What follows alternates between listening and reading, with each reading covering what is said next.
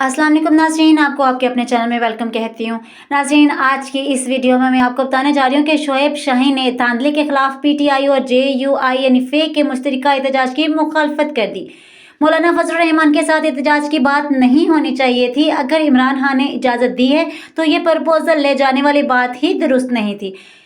नाज़रीन, निजी टीवी से गुफ्तगू करते हुए पाकिस्तान तहरीक इंसाफ के बानी इमरान खान के वकील शोएब शाहीन ने धांधली के खिलाफ पीटीआई और जेयूआई फे के मुश्तरका एहतजाज की मुखालफत कर दी। सरबराह जमीयत उलमा जेयूआई फे मौलाना फजलुर रहमान के साथ एहतजाज की बात नहीं होनी चाहिए थी। निजी टीवी से गुफ्तगू में उन्होंने कहा कि अगर इमरान खान ने इजाज़त दी है तो मेरी राय में ये प्रपोजल ले जाने वाली बात ही दुरुस्त नहीं थी। जेयूआई के साथ एहतजाज की बात नहीं होनी चाहिए थी।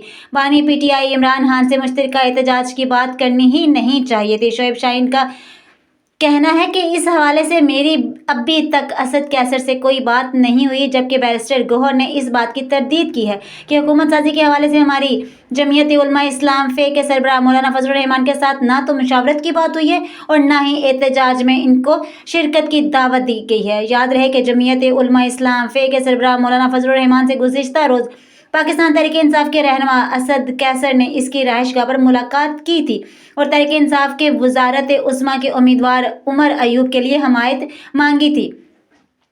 मौलाना फजलुर रहमान ने पीटीआई वफद का अपनी रहायशगाह आमद पर खैर मकदम किया था और पीटीआई के वफद की